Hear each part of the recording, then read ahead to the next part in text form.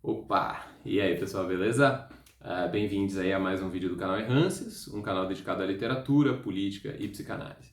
Eu sou o Will Franco, psicólogo, psicanalista, professor, escritor, e hoje eu queria falar de uma leitura que é um livro do Tom Holland que chama Domínio. Domínio, dois pontos, o cristianismo e a criação da mentalidade ocidental. Esse livro saiu aqui no Brasil pela editora Record, do Rio de Janeiro, esse ano mesmo, 2022, o ano que eu estou gravando esse vídeo. Na gringa, ele saiu em 2019. A publicação em inglês, que é a língua original, foi em 2019, mas é um livro recente, de qualquer forma. E o tema, como dá para ver pelo título, é um tema bastante pretensioso, né? Ele fala sobre o cristianismo e a criação da mentalidade ocidental. Então é um tema bem amplo, acabou ficando um livro grande também. É um livro com um estilo histórico, assim, historicista. Ele tenta, de alguma maneira, recuperar ao longo da história como se deu essa articulação. O tema do livro é justamente a articulação entre o cristianismo e a mentalidade ocidental. E ele tem um argumento. O argumento do Tom Holland é que a mentalidade ocidental envolve alguns pressupostos, alguns parâmetros que em muitas vezes são tributários do cristianismo e do papel do cristianismo para a moldagem da mentalidade ocidental, para além do que a gente consegue discriminar à primeira vista. Então tem alguns campos que influenciam, alguns campos da história do cristianismo que influenciam a consolidação do imaginário e da mentalidade ocidental, ainda que a gente tenha perdido isso de vista com o passar dos séculos, né?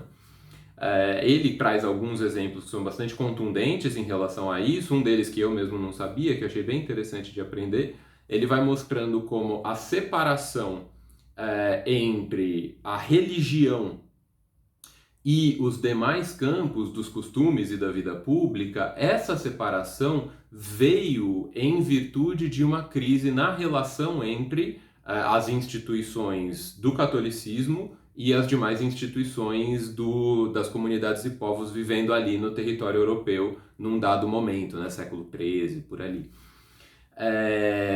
De forma que a própria temática religião, quando a gente fala de religião, a gente acaba assumindo uma certa dívida em relação a criações que vêm do seio da comunidade cristã, né, e particularmente das instituições que salvaguardam o desenvolvimento do cristianismo. Então, esse processo, essas articulações são o foco do livro do Tom Holland. Ele vai tentando mostrar como tem várias coisas que a gente usa sem saber que, historicamente, elas lançam raízes na história do cristianismo. Então tem essa separação, né, entre religião e as demais esferas, dos costumes e da vida pública. Tem a separação entre o secular e o laico, entre o sagrado e o profano. Esses campos, eles em grande medida, dialogam com a história do cristianismo, e o cristianismo passou por isso. O próprio tema Europa, né, a consolidação de uma imagem, de uma coesão, de uma espécie de macrocomunidade, que seria a Europa, também tem um tanto a ver com uma movimentação no seio das instituições católicas e cristãs. E então ele vai fazendo esse tipo de movimentação que é muito interessante e chega até coisas bastante contemporâneas nossas. Então tem um exemplo que ele traz, que é como ele fecha o livro, por sinal, que é uma temática de um campo que é chamado nos Estados Unidos de woke. Woke é mais ou menos o desconstruído, né, no Brasil. O woke é aquela pessoa que está atenta a determinantes da sua vida individual para além da sua individualidade. Então, questões relacionadas à raça, gênero ou opressões sociais de classe, esse tipo de coisa. A pessoa que está ligada disso é uma pessoa woke. E o lance é que uma tradução literal possível para woke, que não é muito fácil de traduzir, na verdade, mas se a gente fosse, né, tentar uma aqui, provavelmente seria desperto, a pessoa que está desperta, não é a pessoa desconstruída, mas woke é meio que uma variante de wake, que é despertar. Então, a pessoa woke é uma pessoa meio desperta. E o Tom Holland vai mostrando como isso remete a essa dimensão da iluminação que tem muito a ver com o catolicismo, especificamente. Então, é um argumento interessante, eu acho um argumento problemático em alguma medida, mas já falo disso. Mas tem uma outra dimensão que é legal, que é um livro de história de amplo alcance, né? Então ele percorre ali 2.500 anos, mais ou menos, de história, de forma relativamente fluida, sem exigir grande preparo técnico. De vez em quando você viaja um pouco, eu particularmente viajei um tanto. Acho que gente muito versada em história talvez não viaje, mas para mim acho que ele às vezes exigia um pouco mais do que o que eu tinha, em termos de bagagem. Mas isso não inviabiliza a experiência, né? Não inviabiliza o prazer da leitura. Você pode não entender algumas coisas que ele faz ali, mas é legal, assim, é bonito de ver. Sabe que nem aquelas cenas muito de pancadaria, assim, em algum filme de ação, que você não entende muito o que está acontecendo, mas você fala, que legal, que interessante. Você meio deixa rolar, assim. Então tem alguns momentos assim nesse livro do Tom Holland, que tá acontecendo, ele tá citando muita gente, e você fala, meio que foda-se, honestamente. Mas é legal de ler, de verdade eu acho legal de ler. É, E aí tem um ponto que me incomodou um pouquinho na leitura, seria uma ressalva que eu faria, não para contraindicar a leitura eu recomendo mesmo, mas no sentido de uma certa, de um debate com o autor, né? Que, como eu disse, o argumento central dele é essa articulação entre a história do cristianismo e a constituição do que a gente consideraria genericamente de mentalidade ocidental. O ponto é que, para poder fazer isso, primeiro, ele centra na Europa. Então, essa separação entre o secular e o sagrado, por exemplo, ele vai mostrando como isso foi se desenvolvendo no intercâmbio entre as instituições cristãs e católicas e as demais comunidades agindo ali no contexto da Europa medieval.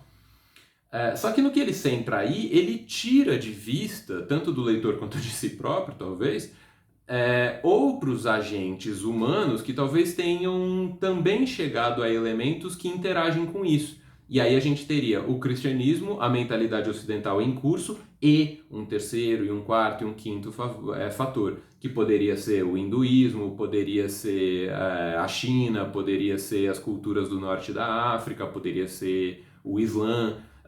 E esses fatores, a notícia que eu tenho, eu não sou historiador, então não conseguiria fundamentar bem isso aqui, mas eu sou curioso, então já li um bocado de coisa nesse campo, e a notícia que eu tenho é que essas interações existem sim. Então ele foca em um campo para mostrar essa articulação, e o ponto quando ele mostra a articulação é defender que essas coisas não são tão separáveis quanto a gente às vezes supõe. Né? A gente supõe que a nossa cultura democrática é laica, e aí o que ele vai mostrando é que ela lança raízes em uma certa cultura que tem a ver com o cristianismo.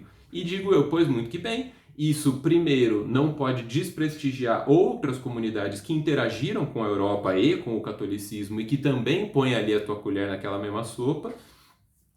E além disso, eu acho importante a gente não descuidar do fato de que a existência de articulação histórica não significa dependência do ponto de vista epistemológico, conceitual, ou material, ou técnico. O que eu quero dizer com isso? Você pode falar que uma determinada palavra, sei lá, prateleira, tem a ver com os prátilos, que era, sei lá, qualquer povo que vivia em Roma e que pegava uns pedaços de madeira para matar as pessoas na estrada. Isso não significa que a prateleira tem alguma relação com a violência na minha casa. Essas coisas, o fato de haver uma articulação histórica não significa uma dependência técnica, nem significa uma dependência conceitual ou uma dependência epistemológica. Então, a demonstração de que na história da Europa houve um momento em que se criou essa conotação de uma religiosidade como um certo campo da vida mental e das práticas públicas, para o qual o cristianismo e as instituições católicas contribuíram de maneira decisiva, não significa que isso sinaliza para uma dependência da mentalidade ocidental contemporânea em relação ao cristianismo. Dá para entender? Porque, bom, na história isso se articulou. Certo, tá bom, né? Isso não significa que há uma certa dependência em relação àquilo. Tem uma discussão na linguística que é interessante. É outra dessas coisas que eu não sou da área, então eu não sei direito, mas como eu sou curioso eu já ouvi falar. Tem várias palavras no português, assim como tem várias palavras no espanhol, que remetem ao árabe. Isso tem a ver com o fato da presença árabe, principalmente, né? Não só, mas principalmente, com a presença árabe ali na Península Ibérica por séculos. Então, algumas dessas coisas chegam até o português, chegam até o espanhol e desse jeito acabam chegando também na América por conta do português e do espanhol que eram falados aqui. E aí várias palavras, então, e aí a maioria começa com al, né, porque é um elemento linguístico importante no árabe, essas palavras compõem o português prosaico. Agora, isso não significa que essas coisas sinalizam para uma dependência da cultura árabe em relação a Portugal e através daí em relação ao Brasil. Então a gente poderia ver um exemplo escroto que me ocorre, provavelmente nem procede, mas vamos dizer que almoço. Almoço seja uma palavra que tem a ver com a palavra que em árabe significa uma determinada refeição. E aí daí a gente supor que o almoço tem a ver com a cultura árabe ou com a influência da cultura árabe no Brasil, vai um pulo que não procede muito logicamente. Então esse é um ponto que eu levantaria em relação ao Tom Holland, assim, ele levanta um argumento interessante, ele tem um problema interessante, ele apresenta muitos elementos interessantes quanto à cultura europeia e quanto ao campo em que a gente circula do ponto de vista das ideias, né, no contemporâneo, mas às vezes ele acaba um pouco se apaixonando pelo argumento, e aí ele força o argumento um pouco para além da razoabilidade, porque é importante você poder colocar balizas, e ele não tem muita baliza, porque ele estabelece um campo de determinação recíproca e ele mergulha ali. Então ele está naquela mesma geografia, naquele mesmo caldo cultural e está mostrando como uma coisa bate na outra e como uma determina a outra. E aí eu acho, honestamente, que ele se emociona um pouco de vez em quando. Ainda assim, livro bem interessante, primeiro, para mim, né, por esses passeios, eu gosto bastante desses passeios na história, livros que tem esse tipo de rolê gigantesco. Ele começa falando das primeiras experiências que levariam à crucifixão entre os romanos.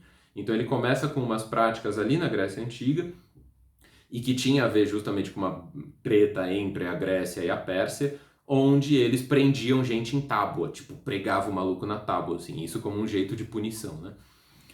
E aí ele vai chegar nos romanos e como os romanos crucificavam gente, não só Jesus Cristo, crucificaram um bocado de gente, mas crucificaram também.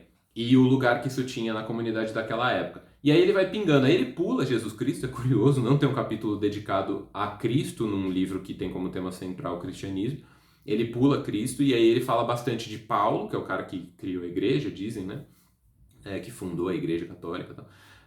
E aí ele vai passando um tanto ao longo da história, meio que uns 2 séculos a cada capítulo, tem vários capítulos, acho que tem 16, eu vou ver agora, vocês me dão licença. São vários capítulos, são 21, olha eu, 16. 21 capítulos divididos em 3 partes, cada parte cobre então 7 capítulos, tá? É um livro desses bem simétricos assim. E a cada um ele cobre mais ou menos 2 séculos, um pouquinho mais, na verdade. É um livro bem interessante, então com esse tipo de esquema, esse estilo eu acho me interessa bastante, esses livros que então pegam um arco temporal longo, né, de divulgação de pesquisa historiográfica basicamente. E tem esse tema da mentalidade ocidental, que é uma coisa que quem acompanha o canal aqui sabe, é uma coisa que me interessa bastante, por conta de estudos que eu tenho feito em relação ao Brasil, a brasilidade, a história do Brasil, e aí entender um tanto da mentalidade ocidental ajuda a entender o tanto de euro-referenciamento da nossa cultura brasileira, digo, que não é eurocêntrica exatamente, em muitos aspectos, mas não é o único jeito de definir ela, mas em enorme medida, muito mais do que eurocentrismo, eu acho que tem uma questão de euro-referenciamento, em que a gente é referido a uma dinâmica que se desenvolveu e que se deve particularmente a acontecimentos transcorridos naquela região, né, do nosso planeta, que é a Europa. E a galera que vivia por lá, claro.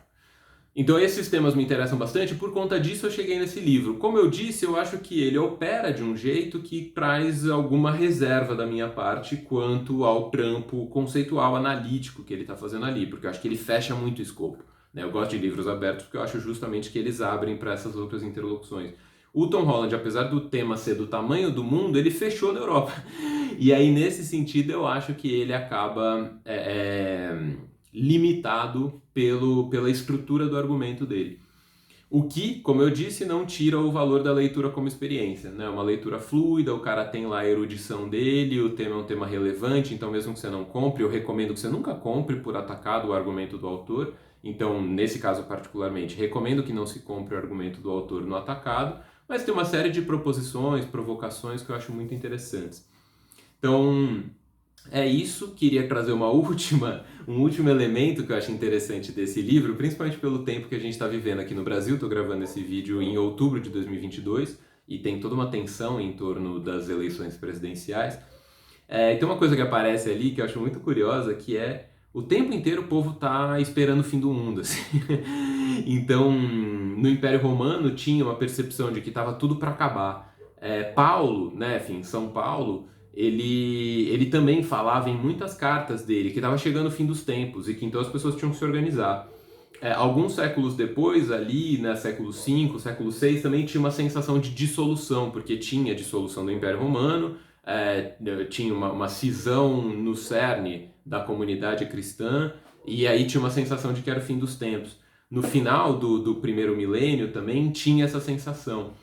E aí brinco eu, né? Enfim, aqui, século XXI, Brasil de 2022, a gente tá um pouco às voltas com essa impressão de fim dos tempos. E honestamente, assim, é claro, um primo meu brinca, né? Ele fala, bom, viva todo dia como se fosse o último, porque um dia se acerta, né? Eu acho, é claro, que eventualmente o tal do fim dos tempos pode chegar. Mas eu acho legal perceber isso no curso da leitura, né? O povo estava o tempo inteiro esperando o fim dos tempos, que, cara, tá bom, né? Se parece o fim dos tempos, vai se preparando, imaginando que o fim dos tempos talvez chegue. Mas enquanto isso, também toca a tua vida e faz outras coisas, não fica dependendo só disso, porque pode ser que isso não aconteça, né? São Paulo estava ali pregando pra galera criar, preparar tudo, porque daqui a pouco ia acabar o mundo.